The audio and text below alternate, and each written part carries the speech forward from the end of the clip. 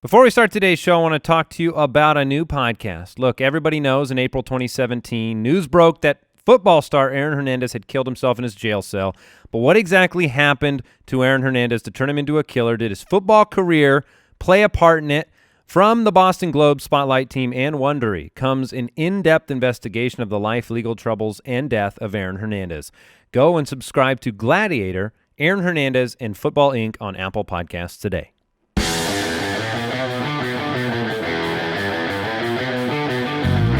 Welcome to the Fantasy Footballers Podcast, coming to you from Draft.com Studios with your hosts, Andy Holloway, Jason Moore, and Mike Wright.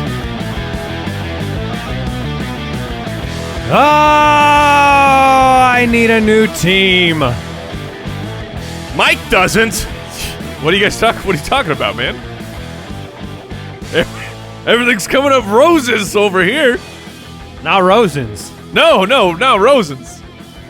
Cousins. I don't even know where to begin. Welcome into the Fantasy Footballers Podcast. Mike is wearing a Minnesota Vikings jersey. I don't blame him. Last night I tweeted, I said, what are the rules about abandoning the team you love your entire life? Because 34 years I've been alive. The show this way because I tweeted out the picture. I was at the game. It was my boy's first game. And there were, hundreds of condolence tweets coming in for that. Like, my son, I've ruined football for my son. And I want all the listeners to know, my boy is a Broncos fan. So that was a great opening night.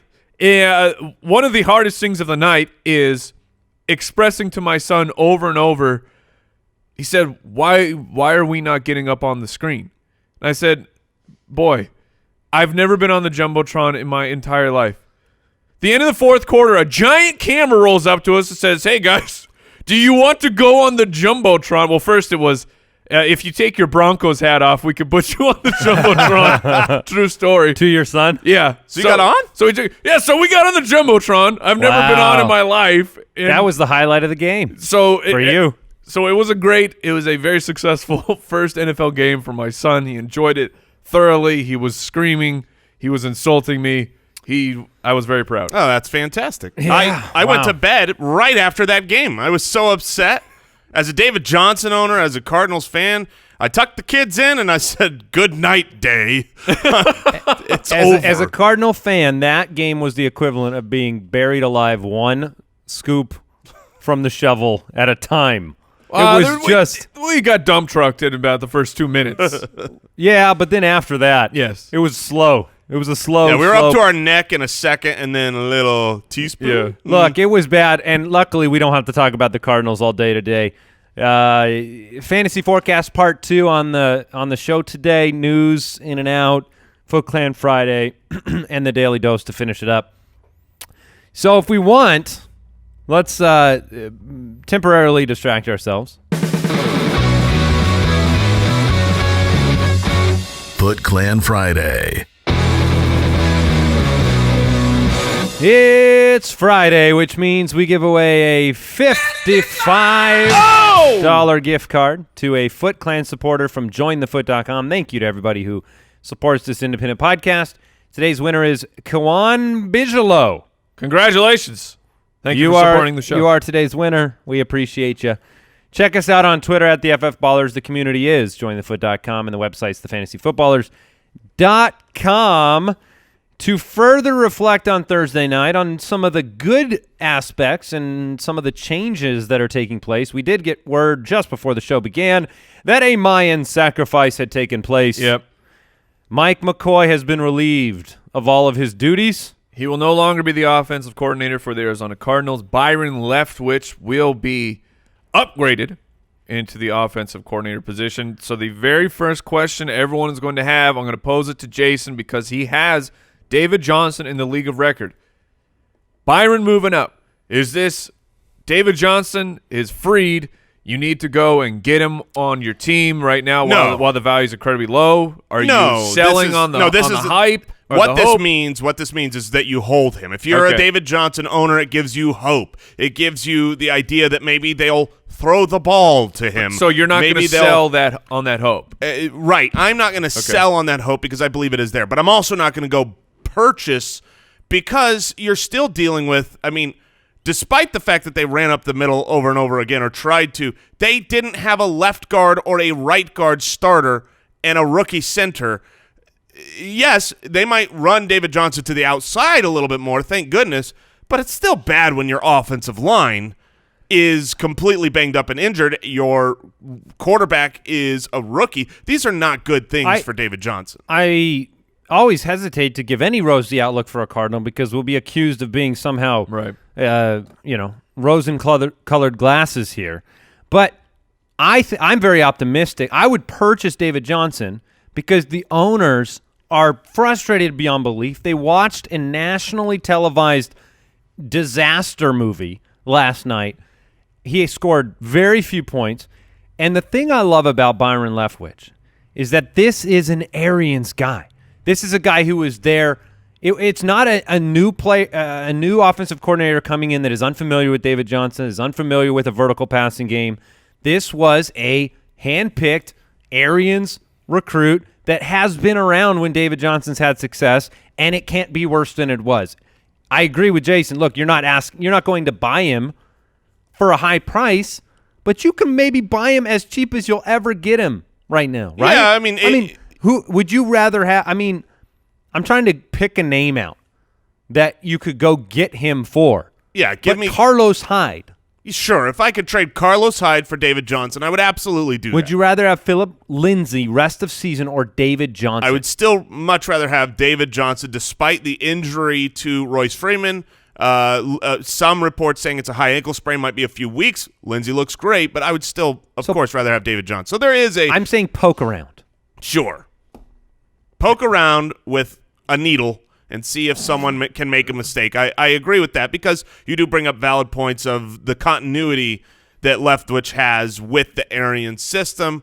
I do like that. With Mike McCoy being out of the way, look, he can't hurt you anymore. Okay? He can't hurt you. Yeah. So the Broncos, obviously, their defense showed up in a huge way, made Josh Rosen look silly. 3 interceptions, multiple fumbles. David Johnson just 2.8 a carry.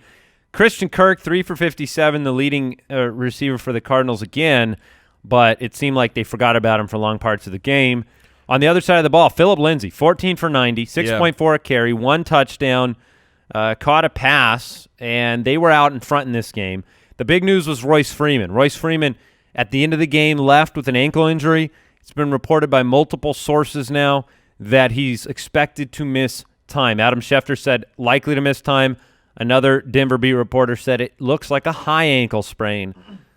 I would pick up Devonta Booker. They're never going to have this be a one running back show. Agreed. And so he'll get enough work to be relevant if you're in a deeper league or next week is the bye-pocalypse. So, you know, people are going to be bidding on Booker. Great opportunity for Lindsay. Absolutely. Emmanuel Sanders also went down with an ankle injury. Reports are that he says he could have come back in the game. So we'll see. He had a monster game again. I mean, 6 for 102 and a touchdown, a 64-yard bomb, 7 targets, and threw a touchdown. Yeah, he did his best, Odell Beckham. The trick play, throwing the touchdown to Cortland Sutton. You know what's crazy is there have been 3 wide receivers this season who have thrown a touchdown, and all 3 have also caught a touchdown in the same game. Wow. Yeah, you gotta balance the scales. Albert Wilson, Odell Beckham, and Emmanuel Sanders. Who's next? So we know who's probably not next. Deshaun Hamilton. Not that he was really on the fantasy radar, but he is on the longer-term fantasy radar. And idiot on the Cardinals just ran into him after he had waved for a fair catch. He went down with a knee injury. Looked like one of those, knee injuries, was immediately ruled out. We don't have further news about him, but a very, very unfortunate situation. I believe video evidence from Pro Football Doc believes it was going to be an ACL. Yeah, that's what I thought when I saw it. The Saints have placed wide receiver Ted Ginn on injured reserve. Guys, are you leaning the Cameron Meredith or Traquan Smith direction when it comes to fab, waiver, pickup? Obviously, Ginn was a pretty integrated part of that offense. I lean the Traquan Smith by a mile. That's wow. I think by a mile. By a mile. Now Cam Meredith gets a boost here, right? Because he's already been on the field. He's not going to replace that role. They brought in Traquan Smith to replace Ted Ginn when he's old. He is going to play the Ted Ginn role, is my point. So the guy that gets the bigger boost is Traquan Smith, who in the one game that we've seen without Ted Ginn. Now, there's a difference between getting a bigger boost, though, and being the target, right? Yeah. Yes. So I'm asking you, who do you want to target on waivers between Traquan and Meredith, because both are out there? Yes. And I lean the Cam Meredith side. I get that Traquan's going to take over the Ginn role, but he's still a rookie. Cam Meredith is a seasoned wide receiver who was he was getting targets right before the bye week.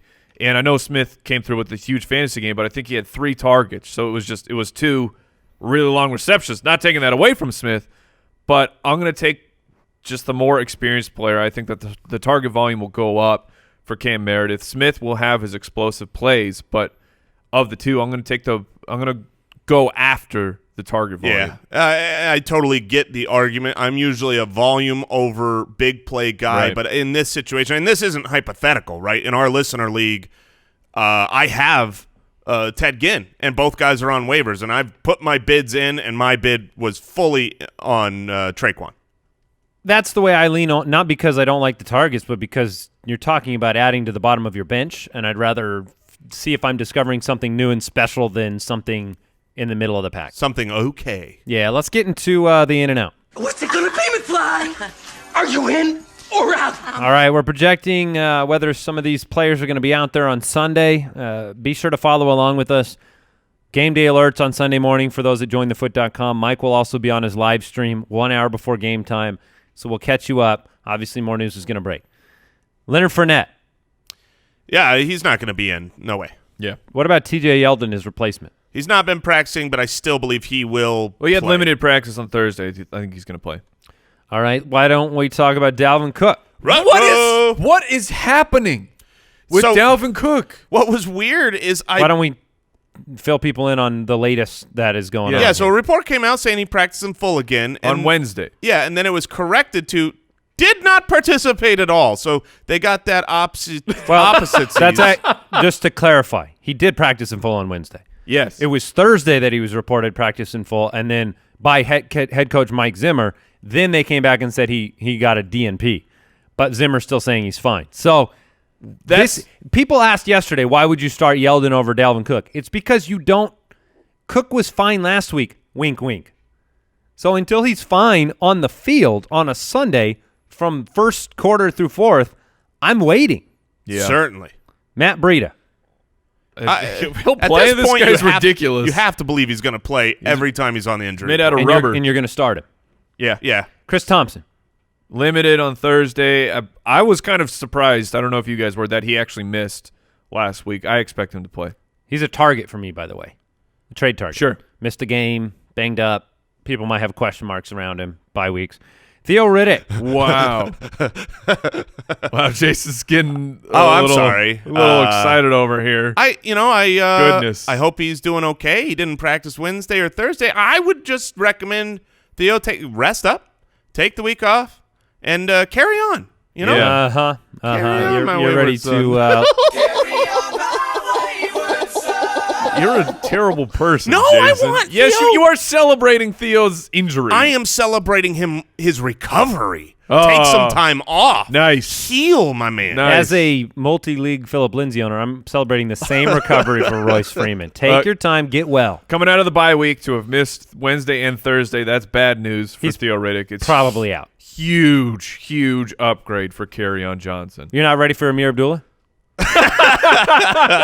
Oh, Just wait. I will be. You can I'll be so disappointed angry. in 1,000 ways. Abdullah, don't do it to me. Patricia's love of Blunt. He's going to use it I as will the say pass that. catching I will guy. say that. I mean, LeGarrette Blunt is being cast aside. He's touchdown dependent. But without Theo Riddick, if Kerryon's shifting himself to that role, Blunt's probably going to get 10 to 12 carries. Probably Right. will. Yeah, you're right. It's not like Kerryon would do everything he was going to do and then add Theo Riddick. They'll probably split it more 50-50. Let's go to wide receivers. In or out? DeAndre Hopkins. In. Yeah. T.Y. Hilton. In. Ryan Grant. Yeah. Out. Doesn't matter. Yeah. Allen Robinson. Oh, my girl. Oh, my God. that one snuck up on us. He did Didn't not practice. practice Thursday. I think he'll be in, but you got to monitor that situation. Certainly. That's what the Hopkins. That's why I put Hopkins in. He didn't practice Thursday either. Yeah, It's just but- a surprise. I don't know. Yeah, Not worried he's about Hopkins. Hopkins. So one of the things, obviously, Allen Robinson's the headline. You got to go beyond the headline in fantasy football. You got to look at who benefits if he misses, because you can sneak a start out of somebody. Taylor Gabriel Yes. would be the target there, and Anthony Miller would be a very interesting glance because they're playing a very difficult team that's likely to be ahead.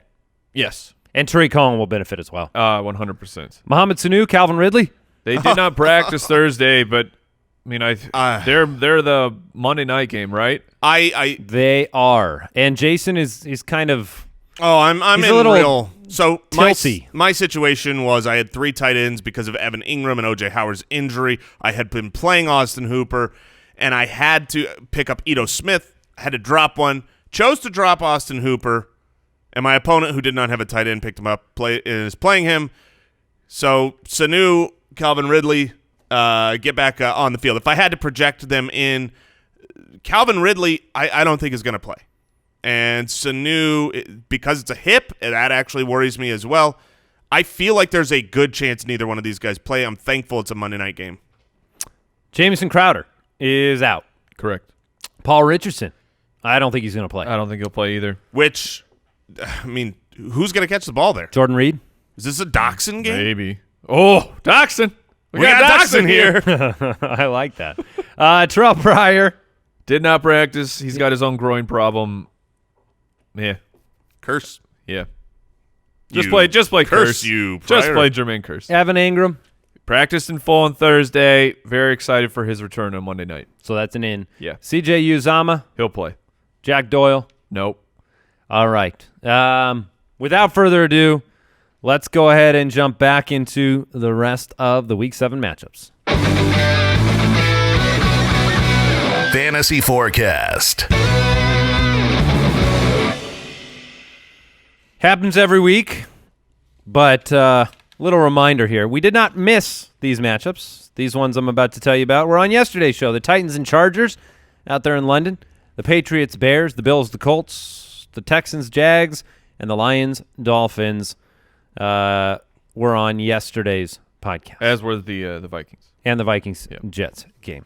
All right, let's jump into it. 3-2 Panthers take on the 3-3 Eagles in Philadelphia. The Eagles are 4.5-point favorites for my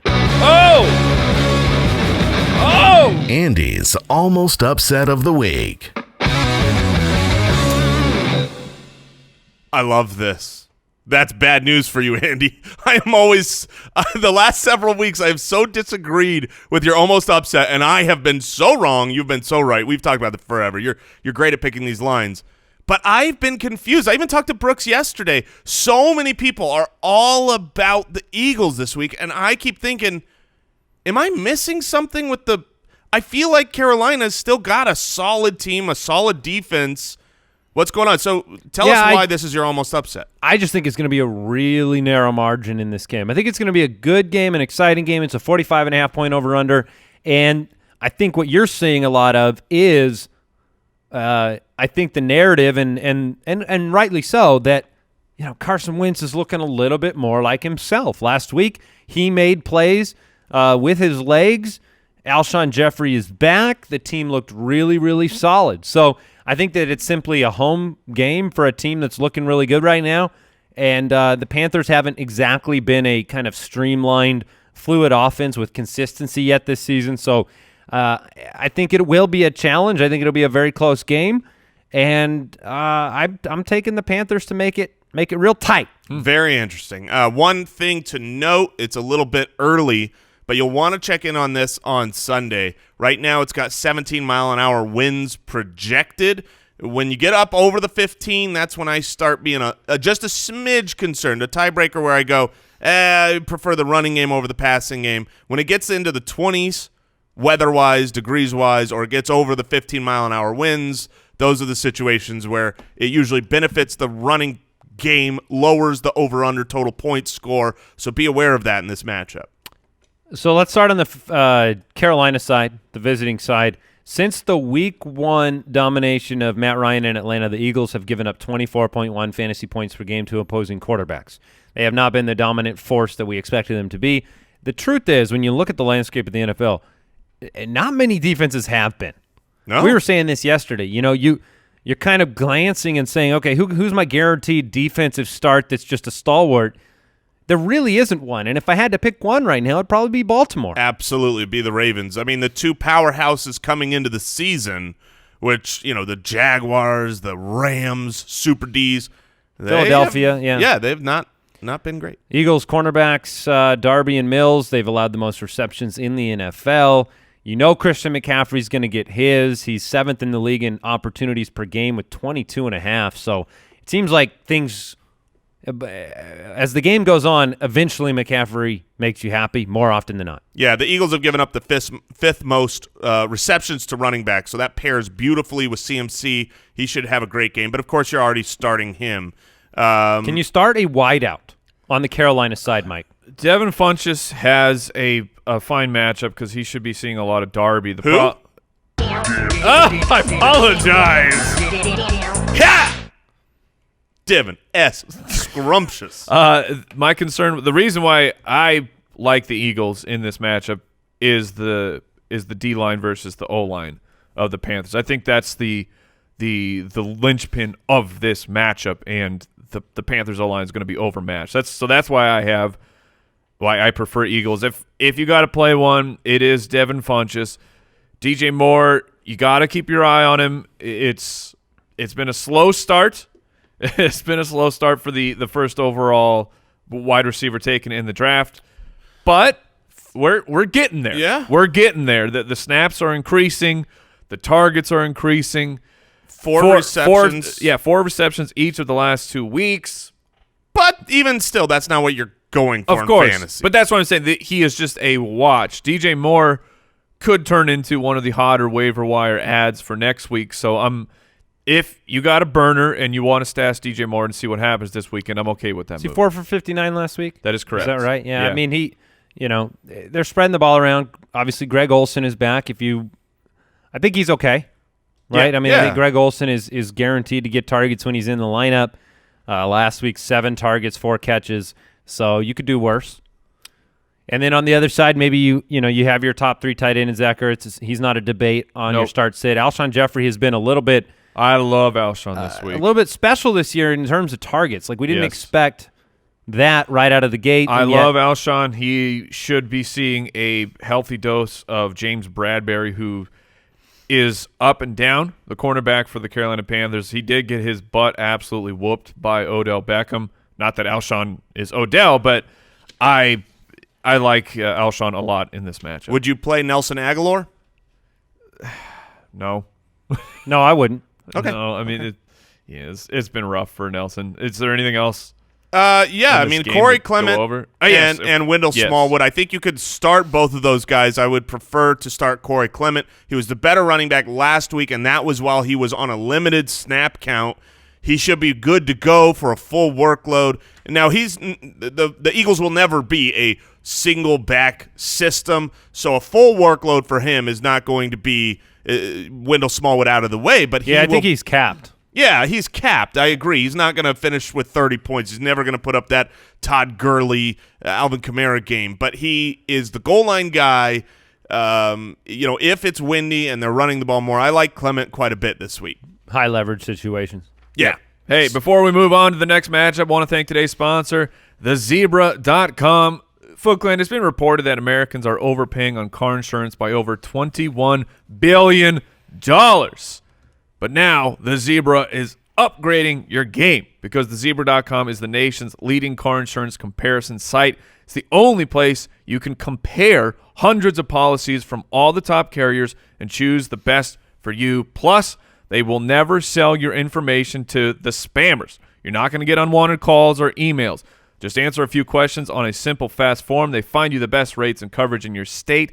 TechCrunch said it best. The Zebra is kayak for auto insurance. I think we can all understand that. That makes it easy. Oh, yeah.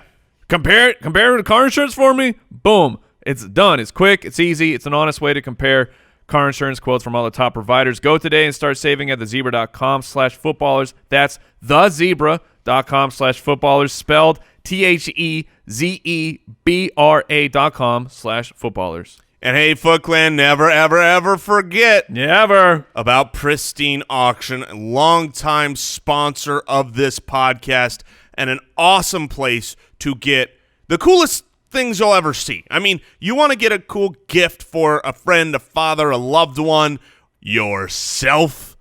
You want Treat yourself. signed merchandise, signed memorabilia, where you can be sure that these are authentic signatures and steal them at unbelievable prices. Legally, that's Pristine Auction. Because here's the deal.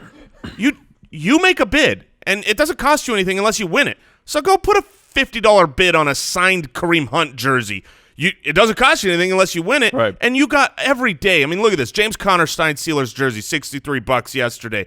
DeAndre Hopkins, $67. Every day. We talk about it all the time. Go to pristineauction.com, PRISTINE, auction.com. Make a completely free account. Make your bids, and make sure when you sign up, you let them know that you came from the Fantasy Footballers. the 2-3 Browns, the 2-3-1 Browns take on the 2-0. 2-0. That's not right. Very impressive. I'm Ron Burgundy.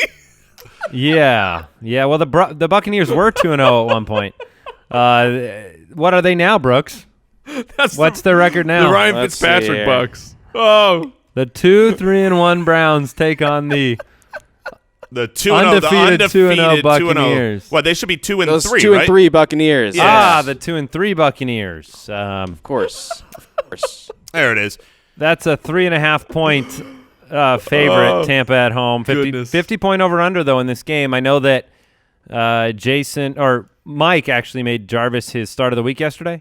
Yep. So Jarvis Landry in the Browns, Baker Mayfield in the Browns. It's been a struggle for Baker over the last few weeks, but we've seen David Njoku benefit, tight end for the Browns.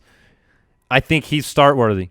Yes, I 100% agree. Tampa Bay, they are allowing a 76.8 completion percentage. That is insanity. Drew Brees, when he set the single-season record for completion percentage, it was 72%. So opposing quarterbacks for Tampa are breaking records. Here's conglomerate Yes. breaking records. So last year, if you look at the Buccaneers defense, they were the worst in the league against the wide receiver. In fact, they gave up so many points to the wide receiver that they were the second best against tight ends, not because they were a great defense, just because it was too easy. This is how bad they've been this season. Like you said, the quarterbacks, they are the worst in the league to the quarterback position. They're the second worst at giving up fantasy points to the wide receiver position, but they have topped last year. They said, we can give it up to both positions. Tight ends, how about we're the worst in the league? So they are not off to a hot start. They did fire their defensive coordinator, Mike Smith, and so will people rally? Will the defense You just rally? made that name up. No, if you're Mike Smith, man, I'm joking. former head coach of the It felt like of it. the Atlanta Falcons. Look, Mike if, Smith. if you're a coordinator and your name is Mike, you can take a hike. Look out. Take a hike. Look out. Will they rally? Do you think the defense can get it together with No. No. Nah. No. Pass. No. Why would they rally? No. I don't know. They have the show. There's no reason. It's literally just change. I mean, Well, it's like saying the Cardinals' offense is going to rally. It's- Sure, change might happen, but you got to prove it. So you light everybody up against Tampa Bay. Yeah, and you know who that includes? We're all really tired about talking about him. I get it. No. Yes. No. Yes. Not Callaway. Antonio Callaway. I'm not starting him because I'm taking the same policy as I did last week, yeah. which is the right policy. Which is he's on my Fine. bench until he does something relevant for fantasy. Okay, he didn't last week. I get it. Don't start him. But Antonio Callaway is going to do something this week. I'll leave it at that. Here's where Like I'd run start routes? Antonio Callaway. No, like fantasy Here's where I'd production. start Antonio Callaway. DFS. I'll put him in a tournament Okay, play. fine, Cheap. there we go. You know, he'll be a cheap option. Not one of the more owned guys, and he could blow up. But in your normal league, unless you need to swing for the fences, if you're talking a home league, I'm leaving Antonio Callaway on the waivers. He's over 4 games, right? 4 games of hype. He has caught 12 of 35 targets. That's not like, whoops, one bad week. It's an 18% catch percentage last week. Yes. So, but your opinion is your own. Yep. You can have it. Duke Johnson had a bit of a bounce back week last week, probably a beneficiary from the lack of receiving options. Do you look at Duke Johnson through the flex lens in a game with a 50-point over-under? Yep. You had your face was making all of these like bitter beer, lemon wedge face, and then you said yep at the end of it. That was the product of wet mustache. Oh, really? I took a drink from my refreshing beverage. And you had a wet mustache. And I had a wet mustache, and I didn't want to drip. Oh, okay. But you're fine with Duke Johnson. Yep. Carlos Hyde has been bad. Carlos Hyde has been very bad when it comes to efficiency numbers. Pretty good when it comes to fantasy on the season because he's been saved by touchdowns. Yes. I think if you can start him because of his volume. I mean, last week was he's very loud. The least. I liked it. I liked it more than I should have. You did. That was not that funny, but it hit me right in the tickle bone.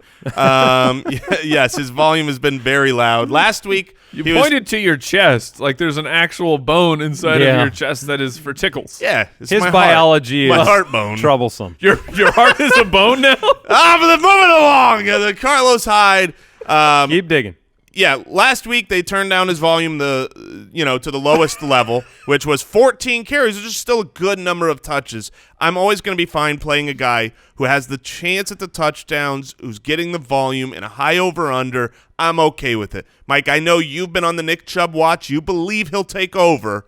I do not. No, I'm not saying I believe he'll take over, but he could.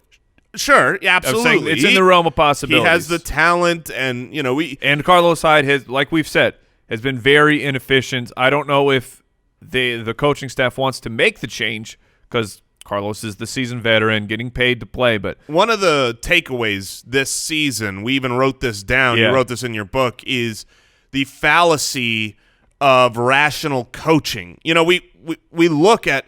This player should be starting. Why isn't Aaron Jones getting more work? Why isn't Kerryon Johnson getting more work? Why isn't Nick Chubb the guy?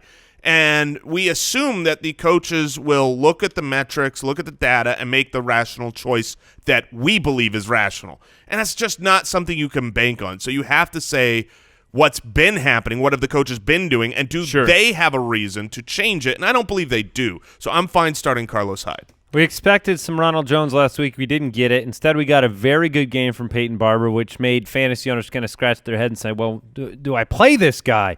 Do I play Peyton Barber this week against Cleveland? Do you play Peyton Barber or Ito Smith this week? Oh, that's a good comp. That's a great question. I would go Ito. I'm going to go Barber. It's very close. I mean, it's a desperation play, but the Browns are 24th in terms of allowing points to, or I'm 26th to the fantasy running back. So I'm okay if it's desperate. And David Njoku is a weekly start. What about Peyton Barber over Lamar Miller? I would probably still go Miller. Yeah. Miller? Okay. And Jameis Winston? Jameis Winston, I would play over. I would play him over guys, Peyton Barber. Yes. Oh, okay. All right. No other thoughts on Jameis. No, now, the Browns have been pretty good against the quarterback. They've got a monster pass rush right now, but you're going to continue with Jameis. He was great the second half when he got in. Obviously, last week after the bye was he the number one quarterback last week? He was number one or number two. One or two, yeah. And, I think you can stay with him. What about Chris Godwin? What He's about that him? bubble. I would be willing to flex Chris Godwin this as week. a 3, yeah. Okay. Let's move on. The 4-1 Saints take on the 4-2 Ravens up in Baltimore. This is a 49.5-point over-under. I'm taking the under in this game firmly. I've been proven wrong many times, and nobody does it better than Drew Brees. But I have a lot of hesitation starting Drew Brees in this game against Baltimore's defense, coming off an 11-sack performance at home. Drew Brees has had his road troubles in the past, and you don't have Ted Ginn.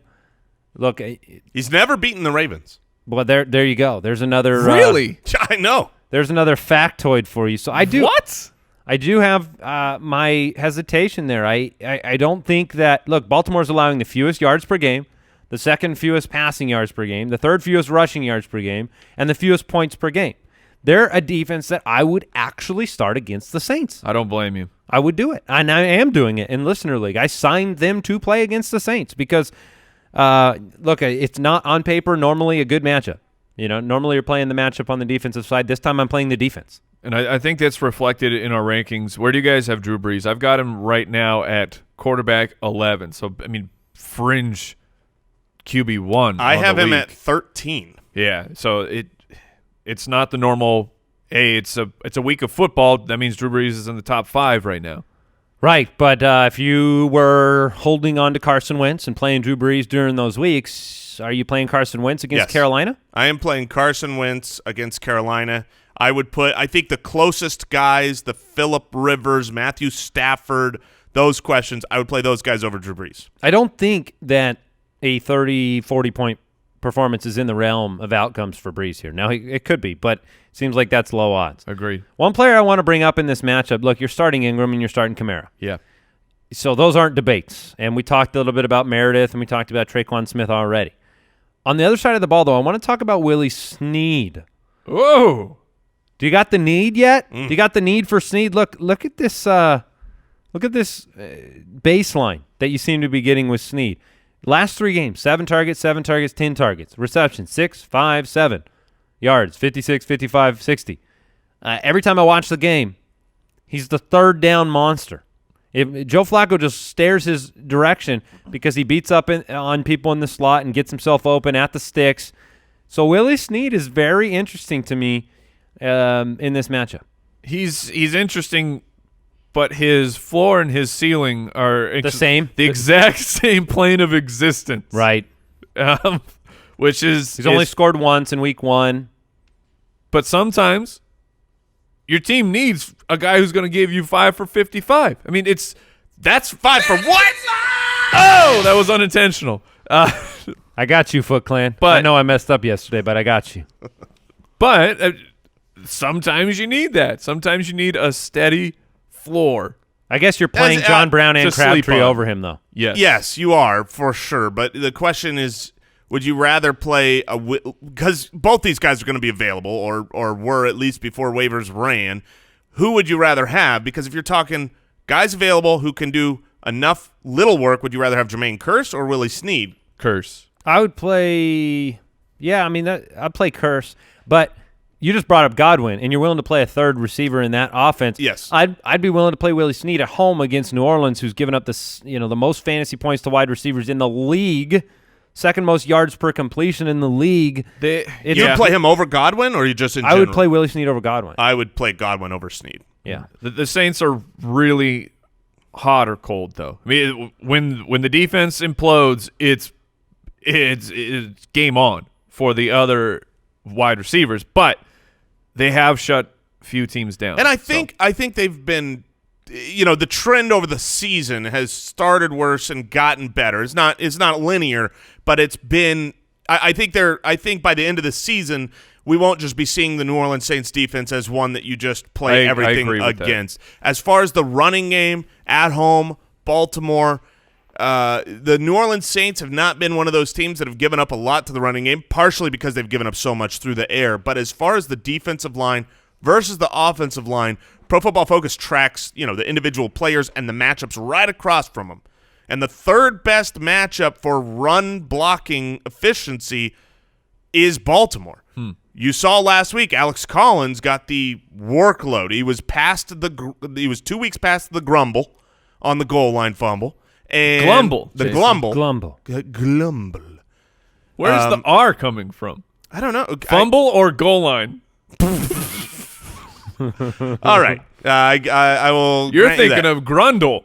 Yes, I am. Yeah, of that's course. a much different area. Glumble. And so last week he got the lion's share of the Don't volume. want to fumble near the Grundle. That's all I'm saying. I think this could be a good game for Alex Collins. Bad is my point. You can't play Buck Allen after what happened last week at all right now. You guys disagree with that assessment? I think he had 1 touch, and you saw, he was third man up. I would probably avoid him. 3-3 Cowboys taking on the 3-2 Redskins. The Redskins are 1-point favorites at home, a 41.5 point over-under. I pumped the brakes on Dak Prescott and Cole Beasley after the nice performance last week, and the over-under in this game gives me even more reason to just cool down on this. You know, they're going on the road. The Redskins are favored.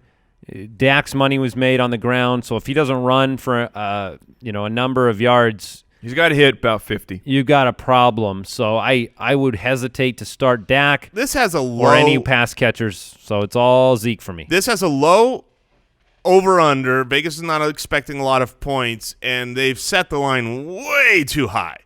There's just going to be nothing going on in this game. That's you've got injured receiving core galore for Washington. You've got the Cowboys who don't want to be a high-powered offense. They want to be a Zeke-led, slow-you-down offense. I agree. I mean, I would start Ezekiel Elliott, obviously, and I don't think Jordan there's Reed. another must-start. Jordan Reed, I'd be willing to, but he's not a must-start. Adrian Let's Peterson? say, what about Peterson? He's not a must-start to me. I know he had a fine game last week, but Dallas He has had been a very good game against Carolina. 17 for 97, 5.7 Chris a carry. Thompson's banged up. I would start him over any of those previous kind of timeshare names that we brought up. Yeah. as in the Ito Smiths. Ito, Peyton Barber, Sure. those guys. Yeah, I mean, but I don't see him as a must-start. People with good rosters who have, a couple of solid options. I'm just not as high on Adrian Peterson in general, believing that he could do it in back-to-back weeks. He's been very up and down. Yes. Seems He is unlikely he'll be game scripted out of this one. He is in fact literally up then down. 96-20, 126. He needs 97. He needs a week off between each game. So I don't know. Maybe you be careful. All right, the 6-0 Rams take on the 1-5 49ers. The 49ers are home point underdogs to the tune of 9.5 points, 52-point over-under. None of that surprises me. This is not an almost upset to me. C.J. Beathard is not going to be able to withstand the defensive line of Los Angeles. I don't expect it to be a highly competitive game. Mike is looking at me like he's expecting some Beathard magic. Yeah, Beathard's thrown for at least 245 and 2 in all of his 3 starts. He's averaging about 25 rushing yards. And the Rams defense, since Aqib Talib went down, they just you can score on them. That's what I'll say. And Beathard comped or matched up with Marquise Greatwin. It's a recipe for fantasy. Some success, some mild success. This is kind of a struggle there. Well, because I don't want people to get super hyped and really excited for C.J. Beathard. I believe this game will be closer than the 9.5 points. Look, there's garbage time to be had in this game. George Kittle, Marquise Goodwin. Stop there. Matt Breida. Okay. Now, there was a comment. Kyle Shanahan said the decision to use Mr. Raheem Mostert rather than Alfred Morris, which was one of the more frustrating fantasy surprises of last week, it was not necessarily a permanent move. So that's helpful. That was from the San Jose Mercury. All that means you're not is, touching them anyway. Yeah, all that means is you cannot have the confidence based on last week alone to start Colonel Mustard. You can't start Alfred Morris, you can't start Colonel Mustard, but you can start Matt Breida. So Matt Breida, and I agree with you. There will be garbage time to be had with George Kittle and Chris. I was gonna go Chris Greatwin. Oh, Marquise Greatwin? Marquise Greatwin. I'm fine with them. C.J. Beathard is a 2-quarterback only, deep shot. Start every Ram imaginable. Start them all. I love Robert Woods, especially this week. He's just going to soak up targets in this offense. Todd Gurley's great. Hey, Andy. And Jared Goff, yeah. You want a Josh Reynolds, Gerald Everett water bet? Do I want a Josh Reynolds, Gerald Everett water bet? What is the bet? That Josh Reynolds outperforms Gerald Everett? I will make you a total receptions bet. Yes. Water bet. Did it. Yeah. It's my most proud moment. Would have lost last week, but I guess you want the full rep. Yeah. Full rep count for Mr. Josh Reynolds, your best friend. What else is going on in this game? Not much. I mean, Jared Goff, start of the week for Jason. He's our consensus QB3 this week. You put him back out there. Last week he played well, just didn't end up a fantasy dominant force. It happens when Yeah. Gurley scores 3 times and has 208 rushing yards. And then George Kittle, I want to give people the pat on the butt again. Look, he's averaging 11.4 yards after the catch. That's the most among the tight ends in the league. He has an opportunity this week. I'm definitely firmly starting him each and every week right now. Agreed. Sunday Night Football. The 4-2 Bengals take on the 5-1 Chiefs. Another exciting game. The Bengals have been playing well.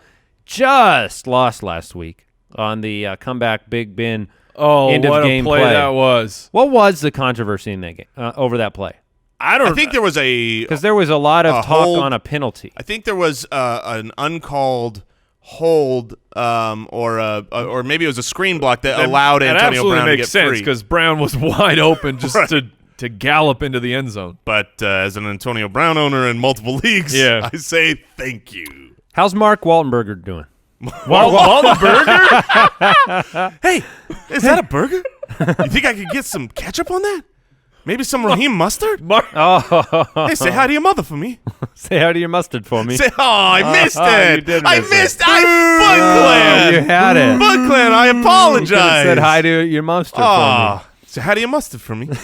Mark Waltonberger. Whoops. Well, we had some requests, some listener requests to bring him back, and apparently also add a few. Layers of Oh, cheese. I must have been just talking to Roethlisberger. That's probably why that came out. Hey, Waltonberger. Waltonberger? What's happening? Oh. It's falling apart. Don't start Mark Walton. How about do, CJ? Do start Joe Mixon. How about CJ Uzamalama Ding Dong? Yeah. Hey, Hey. CJ. So, All right. I love Tyler you guys. Boyd. Put him out there. AJ Yes. Green, you're starting him. Joe Mixon, he's a must start every week. Yep. CJ Uzama, he's a streamable. He's my no, start he's of the week. great start this week. He's Great the- start. The Chiefs are giving up they're ranked 30 against the fantasy tight end. That was tough math for you, right? You wanted to say the third. I wanted to say 30th, but it just didn't sound right. Andy Dalton. Love him. Love him. Is Is there there anybody you don't? Let's do the Yes, inverse here. This is the anybody you don't like in this matchup. I mean, the Chiefs are on fire right now as an offense. The game is a 58.5 point over under. I don't think I'll take the over. Sammy Watkins is a must start type of player. I mean, you saw last week they put up 40 points. He had 2 for 18. He's fine to play. I'm not saying sit Sammy Watkins. He's the only guy here though that he could. Gives you pause. Yeah, he gives me pause. Other than that, I mean, Boyd, Green, Mixon, Dalton, Hunt, So I think tight ends galore. This is just start every. It's a 58.5 point over under that's clearly going to hit the over, in my opinion. well that's the real only question. Is there a way that this game doesn't play out the way that people want it to or expect it to? No. Okay. I would be really And surprised. Waltonberger's doing well. I believe last week I was 82% on the over unders. Oh, Really? Yeah. Settle down over there. This is pretty good. How'd you do on the spread? Very, very well. Oh, did you? Yeah. You had a good week overall? I did. All right. Monday Night Football. The 1-5 Giants, the 2-4 Falcons. The Falcons are 4-point home favorites, 54-point over under. What are we looking for in this matchup? You saw the great primetime performance by Saquon last week. He's obviously out there, but what are the big storylines? This is one that actually has given me a little bit of pause this week because they have a 54-point over-under. Huge line because the Falcons' defense has not been good. Everybody's been able to score on the Falcons. They've been real bad. Real bad. The reason I have pause is because while everyone has scored on the Falcons, the Giants' offense has been putrid. So, look, just because something's gotta give. something's got to give. The Falcons are at home, and if you look at who they've matched up against, right? Tampa Bay's offense last week, they've got so many weapons. The Steelers, the Bengals, the Saints. I mean, they have been going up against great offenses, and yes, they have not been able to stop them because their defense is depleted. But I think their defense is good enough to handle the Giants. So that scares me a little bit from a just start all your Falcons standpoint. I think they're going to be good. Matt Ryan, I love this week. He's at home against a bad defense, but I don't think you're going to end up in the situation which you've had all year where it's back and forth. Matt Ryan scores, then gets scored on. So Matt Ryan scores, then gets scored on. That's my worry with this game. Now, you can say the hope is that finally the Giants have a great offensive outpouring in Odell Beckham and start him up because the Falcons can't stop him. Where do you guys stand on that question? Yeah, I mean, look, endless optimism doesn't get you anywhere in fantasy football. So if you keep projecting the past on the future, that can get you into trouble. And that's what Cardinal fans were probably wanting to do with Larry Fitzgerald, David Johnson. Hasn't panned out. So that we saw a case study in anemic offenses staying that way right through week 7. Look, Evan Ingram coming back is a boon to the offense. It helps. It's a pretty big It helps deal. a lot, and you can take a squeaky wheel gets the grease approach to Odell Beckham and everything that's been happening. I do agree with you in so much as I think the Falcons cover the spread. I mean, so whatever that equates to, whether that means there's garbage time to be had or not. Look, it's not going to be it's not a Falcons Saints matchup. Right. So yeah, this is. I mean, I guess I'm still going to start most of my Falcons, but I am going to lower my expectations. You've got Mo Sanu or you have Calvin Ridley, and you're hoping to start both of them. Would you pick up Justin Hardy and wait on Mohamed Sanu and then just plug Justin Hardy in if Sanu is to miss the game? No, I don't think so. I don't think I would. I just don't believe he's good enough. And like I said, I don't think they're going to have to air it out quite the same. 7 targets last week with all the injuries to the wide receiver core. Right. Yeah, I mean, I'm not saying that but they had to air it out. Right. I don't think they're going to have to air it out this week. you guys are starting Ito and Tevin Tevin for sure. Ito is as needed. Yeah, running back 3. I mean, he's going to play about half the snaps. He should continue to see goal line work as they've been using him. I'd be willing to start both guys, yeah. All right. Well, you start Odell Beckham. What about Sterling Shepard? I think that's the only real questionable player. I think with Ingram coming back, I have pause. That's exactly Agreed. my stance. Yeah, I completely agree. Okay. No other storylines from that game? Nope. All right. The Daily Dose, brought to you by Draft. I guess it would be wise to let people know that we have a Saquon Barkley signed jersey available right now, a new giveaway at FootClanGiveaway.com. So if you want to enter to win it, Saquon is a bright spot for that Giants team now into the future. So such an awesome jersey. Go get it at FootClanGiveaway.com right now, and congrats to the winners of the previous Corey Davis jersey, as well as a championship belt, Brooks? Yeah. Do you got those winners, their first names somewhere? Maybe. Maybe You Thomas and Nolan. They're There you somewhere go. with the 2-0 Bucks. All right, we're jumping into the Daily Dose. Is this an expert draft or is this QB only? This is an expert draft, so that means that the easy top picks have been removed. Draft.com/ballers if you want to play this weekend. Mike has the first pick. I'm going to pivot with my normal draft strategy here because you got to get the 2 running backs, the 2 wide receivers or tight ends. But I see one obvious quarterback that I want to actually have, and that is Andy Dalton in the aforementioned Kansas City Chiefs matchup. Despite me talking a little bit about how I think people are overreacting. It was between these 2 guys for me. Are overreacting to wanting Eagles this week with the pool of players we have available. I actually really like Alshon Jeffrey out of this group of players, so that is the guy I'm going to take. Carson Wentz hopefully is just back. And he's looked, he's looked for the most part very good. He is going to have a great career, and Alshon is his clear-cut number 1 target, using him behind the line, using him down the field. I go Alshon here. And I'm going to go with the pair of Tariq Cohen and T.Y. Hilton. Hilton coming back, trying to grab a little bit of value there potentially, as he's not normally in the expert draft except for with the return to injury. So I'm going with Tariq, my start of the week. and T.Y. Hilton. So I believe that the London game is going to be a blowout, an absolute. I think that Rivers is going to destroy Tennessee as they are imploding, and if that is the case, I want Rivers on my roster, so I'm going to take him.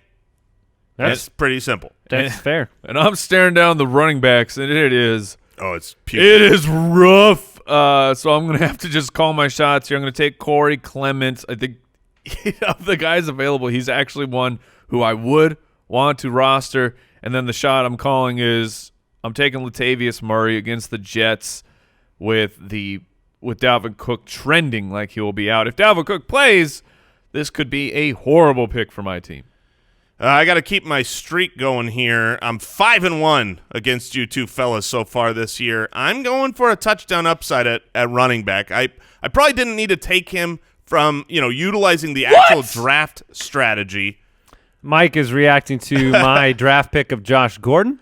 Oh, goodness. Got to scroll, bro. And then Adrian Peterson will be my running back. Holy crap, man. Yeah, I just have Hilton and Gordon, Mike. You feeling good about that? No. I feel terrible. With my actions over my words, I am going to apologize to my pump the brakes. I've pretty much regretted it since I did it. Yeah? Eric Ebron has always been my guy. He's finally come on strong. And I think there's the always been my guy line. He has, even when he sucked. Sliding back out. Even when he sucked. I said that when I was pumping the brakes. It felt dirty. I know. Your argument that Andrew Luck is throwing 3 or 4 touchdowns every week, who's it going to go to? If not Ebron, then who? I mean, T.Y. Hilton. But. And so after my disastrous overlook of Josh Gordon. Disastrous. It really, frankly, was. I got to go just absolute moonshot. So I'm taking Taylor Gabriel. That's not bad. And I'm taking Deshaun Jackson. I'm going to take just 2 monster upside plays and hope that they hit. Hope one of them hits. I'm gonna take Peyton Barber just as biting my thumb at Ronald Jones. Biting your thumb? You've never heard? I've never heard that expression. Oh, that's Shakespearean. Yeah. Really? Biting your thumb? I was a theater major. Okay. Yeah. Well, thanks. I know that. You're welcome. I have Stafford, Cohen, Peterson, Hilton, and Gordon. I got feeling mighty fine. Dalton, Clement, Latavius Murray, Taylor Gabriel, Deshaun Jackson. Somehow I'm projected to beat Andy. I don't know how. That's okay. I have Alshon Jeffrey, Phillip Rivers, Ito Smith, Eric Ebron, and Peyton Barber. Don't like it. Couple reminders for the Foot Clan. Again, Mike will be live on YouTube, on all the social media platforms on Sunday morning, 1 hour before game time, with some last-minute start-sit advice. We're here to help you. We want you to win your league. We want you to win in Week 7 and succeed, and that's what we're trying to do. Do you know where Mike won't be?